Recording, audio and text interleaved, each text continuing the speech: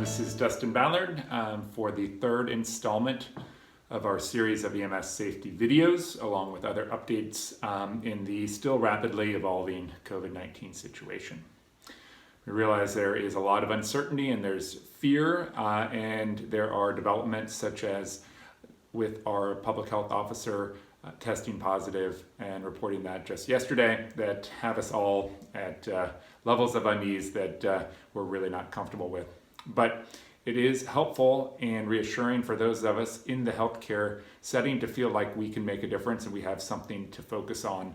And it's nice to take a moment and be grateful that unlike many people who feel they are at home unable to affect the events of COVID-19 at all, and perhaps feeling helpless, that we at least can get out and do our jobs the way we've been trained to do. So with that preface, I want to move on to first a status update. There are currently, as of this morning, 53 cases in Marin County, 5 hospitalizations, no deaths. The testing rate at the public health drive-through testing is still only around 6%. So we have not seen a clear sign of a surge in cases yet, but we do expect that it is most likely on its way in the next 2 to 4 weeks. So there's a lot of advanced planning going on in that regard, and there'll be more to come with regards to change in protocols, and in particular, a release at scene guidance that we hope to have out to you by the end of the week. For now, however, what I'd like to review is some of the best practice guidelines we put out already and some reminders and some updates. First of all, so now the comm center will be screening for COVID-19 positive or close family members on all calls, whether they be fire, law, or medical, and will alert you prior to your arrival. They have also been instructed to ask, if possible, to have the patient either walk themselves or be escorted to a safe and unoccupied area as close to the entrance to the building or home as they possibly can. En route, you may occasionally get a request to transport out of county. This has happened at least once that I'm aware of. As of now, there are no changes in the algorithm for transport decisions out of county. Other counties have not made changes in this regard, so we ask that you try to make base contact with the requested facility for guidance. If not, you can make contact with base control at your otherwise closest Marin County ED or specialty center, depending. With regards to PPE, no significant changes in the recommendations for screening and treatment. A reminder that the N95 plus face shield is required for any high-risk airway procedures, and that any nebulized treatments or CPAP treatments should be reviewed with base consult prior to initiation due to the high-risk nature for aerosolizing droplets and putting the crew at risk. I want to take also a moment to direct your attention to a recent article in the New Yorker by Atul Gawande,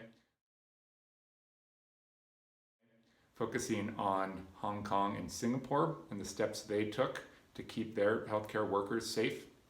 In Singapore, per Gawande, there's not been a single case of healthcare worker infection, and they have been able to achieve this without having levels of PPE beyond ours. In fact, in one case of a COVID-19 positive patient, there were 41 high-risk exposures to that patient, including airway interventions in the hospital, and no infections that were determined or documented afterwards.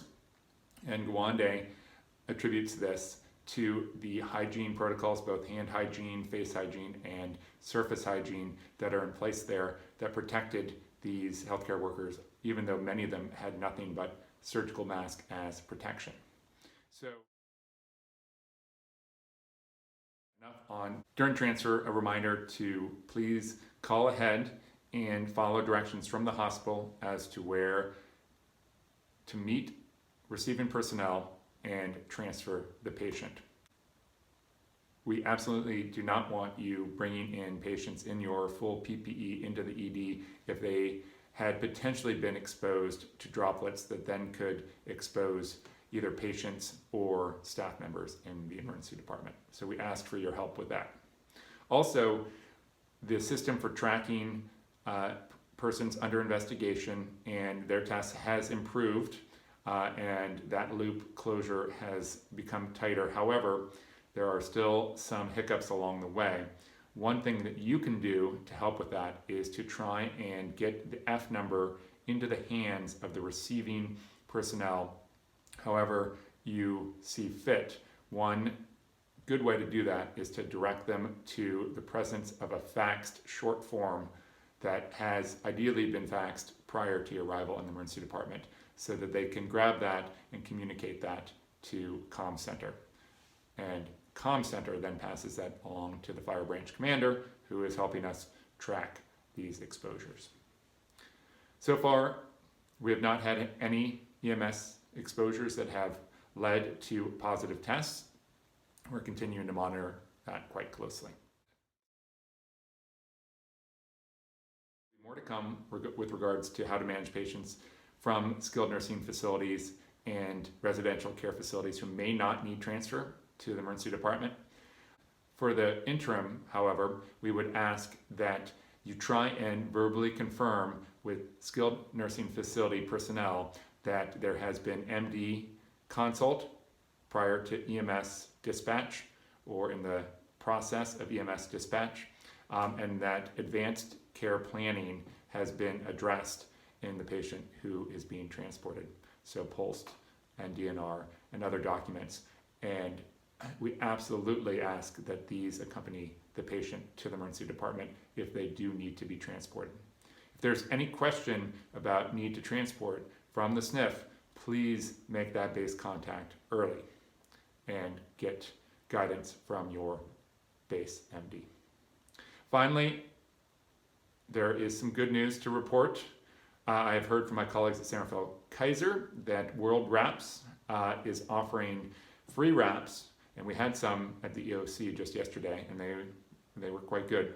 They're offering free wraps to any medical professionals until April 7th, so that includes paramedics and nurses, doctors, and EMTs.